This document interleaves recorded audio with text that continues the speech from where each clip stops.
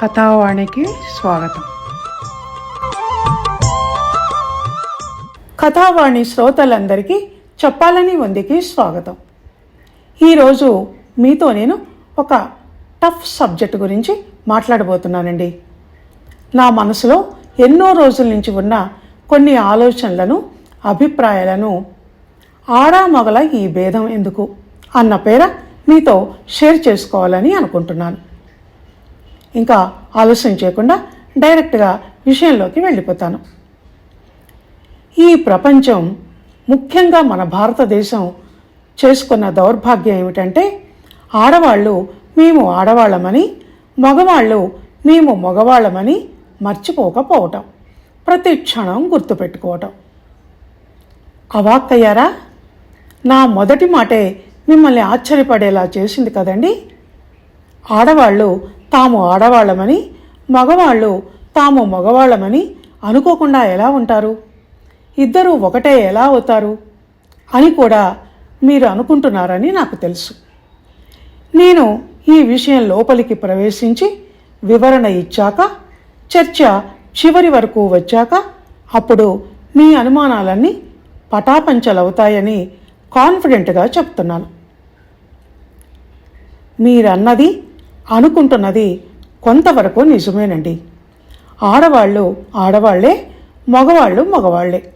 పుట్టుకలో, శరీర నిర్మాణంలో, శరీర దారుఢ్యంలో, సృష్టి కార్యంలో ఎవరి రూపం వాళ్ళదే, ఎవరి శరీర ధర్మాలు వారివే, ఎవరి పాత్ర వారిదే. నిజమే. అది వాస్తవం గనక నేను వాటి గురించి వాదన చేస్తే అది వితండ వాదన అవుతుంది. ఎవరూ ఒప్పుకోరు కూడా. అయితే ఇక్కడ నేను చెప్పేది ఏమిటంటే, ఇద్దరూ లింగభేదం వల్ల వేరువేరు కావచ్చు కానీ మానవులుగా మాత్రం ఒకటే కదా.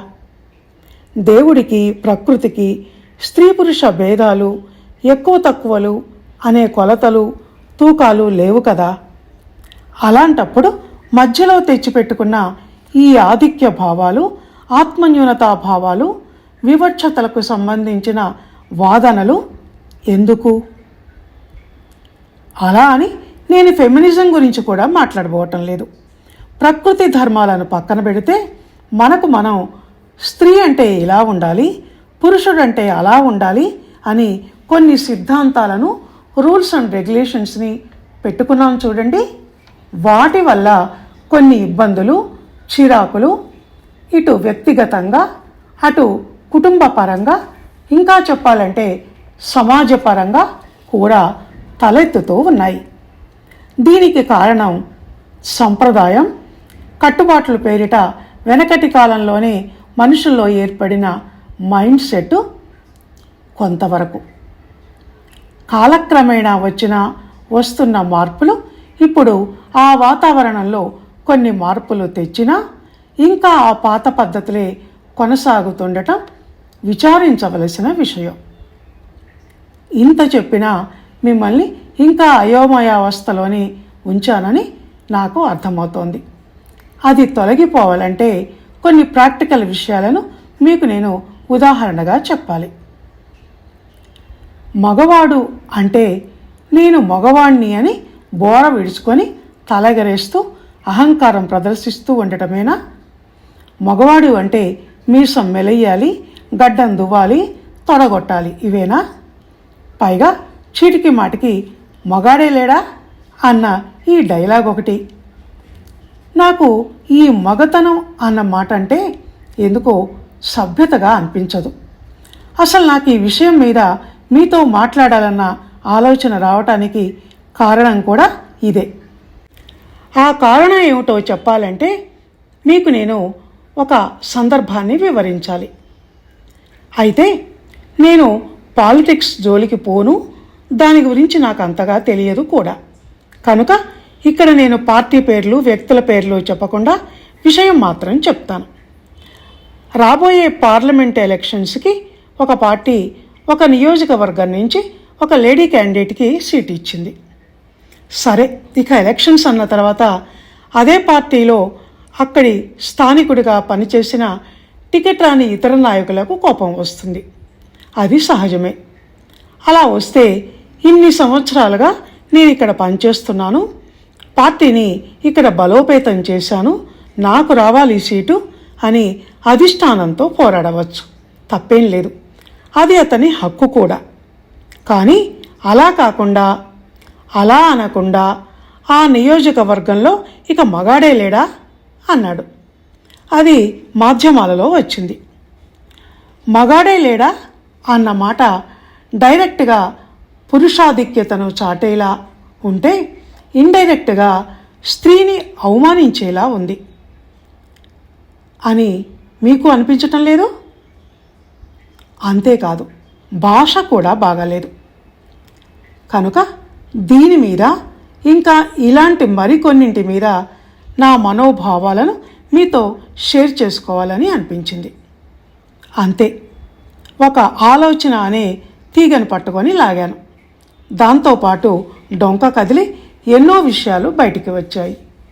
బయటికి అంటే నా మనసులోకి. ఈ మగాడు, మగతనం వంటి మాటలు నిజానికి అన్నవాళ్ల వ్యక్తిత్వానికి మచ్చ తెచ్చేలా ఉంటాయి.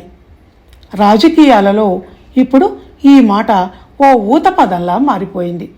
కనుకనే నేను ఇంతగా చెప్తున్నాను. ఇంకో నాయకుడున్నాడు.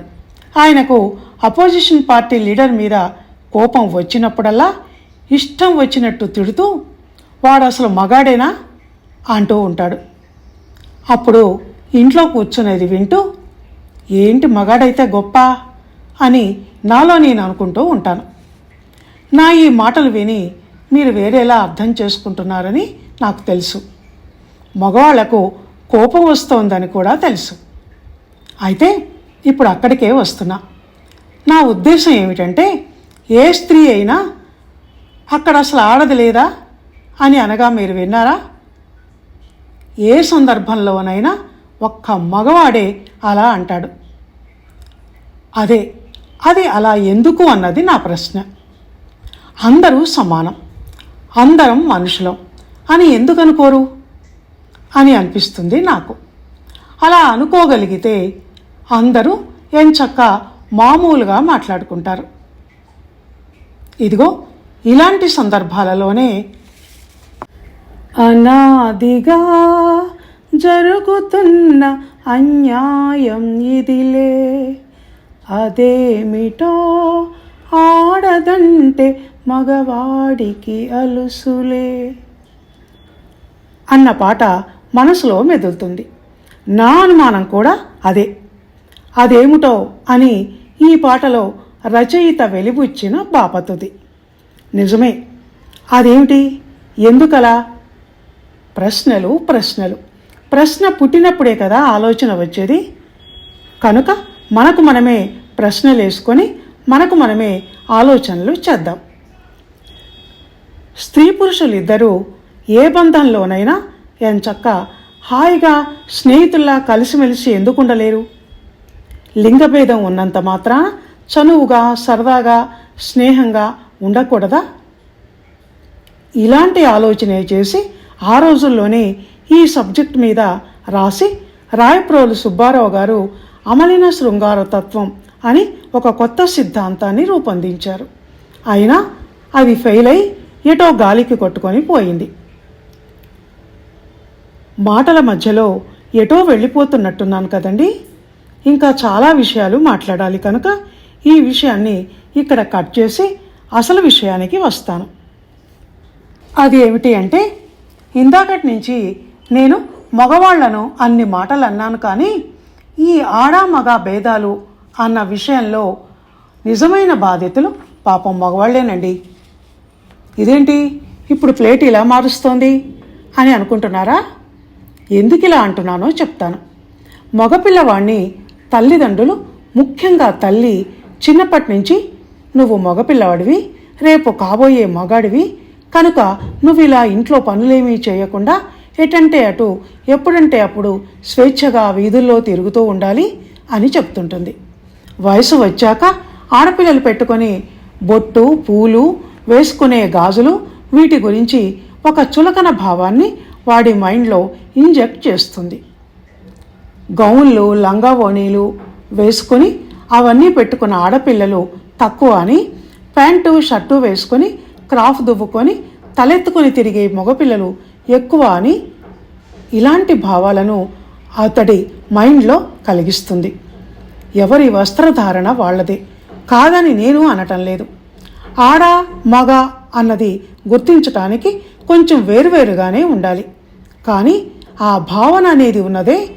దానివల్ల నేను చేతికి గాజులు తొడుక్కున్నానా, నేనేమన్నా ఆడదాన్నా అన్న ఆడవాళ్లను ఇండైరెక్ట్గా అవమానపరిచే మాటల్ని నేర్చుకొని మాటిమాటికి ప్రయోగిస్తూ ఉంటాడు మగపిల్లవాడు. చిన్నప్పుడు ఇంట్లో అక్కతోనో చెల్లితోనో మొదలయ్యే ఆ చులకన భావన ఆ తర్వాత భార్య మీదికి మళ్ళీ ఆ పైన ఆడజాతి మీదే ఆధిక్యం ప్రదర్శించే తీవ్ర స్థాయికి అలా అలా పెరిగిపోతుంది. ఇలా చెప్పటంలో నా ఉద్దేశం మగవాళ్ళని విమర్శించటం ఎంతమాత్రం కాదు. దీని మూలంగా క్షణం జీవితంలో స్వేచ్ఛ అనేది లేకుండా మగవాళ్ళు కొన్ని నియమ నిబంధనలతో మానసికంగా హద్దులు గీసుకొని ముడుచుకొని బ్రతకాల్సి వస్తున్నది అన్నది నా భావన.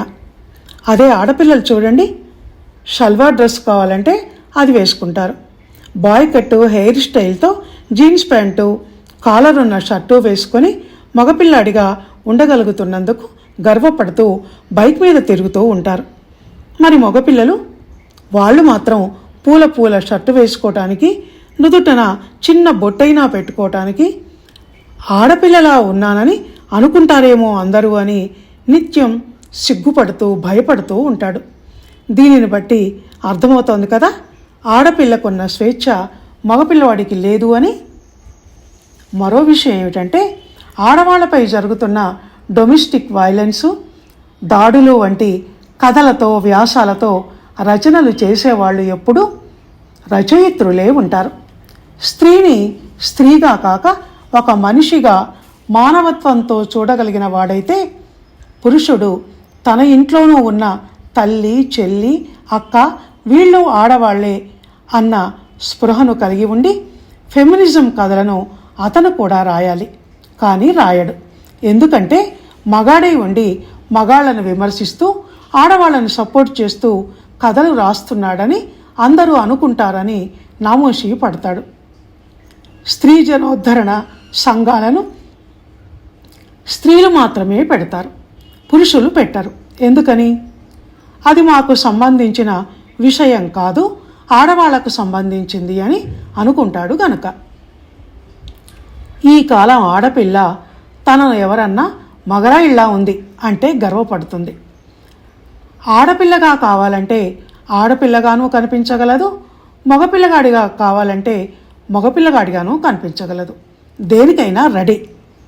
కానీ మగపిల్లవాడు ఎప్పుడూ బోర విడుచుకునే ఉండాలి. లేకుంటే ఆడంగరేకులోడు అన్న తిట్టులాంటి వ్యంగ్య పదం వాని కోసం ఎప్పుడూ కాచుకొని ఉంటుంది. కథావాణి శ్రోతలు, ఈరోజు నేను ఎంచుకున్న ఈ టాపిక్ చాలా టఫ్ అండి. అంత ఈజీగా కమ్యూనికేట్ చేయటం అయ్యే పని కాదు. అందుకని నేను చెప్పదలుచుకున్న విషయాన్ని మీకు ఎంతవరకు అవగాహనకు తేగలిగానో తెలియటం లేదు. టైం అయింది గనక ఇంకా ఈ రోజుకు ముగిస్తున్నాను. ఇది చాలా వాస్ట్ సబ్జెక్ట్ అండి. మళ్ళీ ఈ విషయం మీద ఎప్పుడైనా మాట్లాడుకుందాం. ఇక ఉంటాను. అందాక మీరు ఈ సబ్జెక్టు గురించి ఆలోచిస్తూ ఉండండి. ధన్యవాదాలు.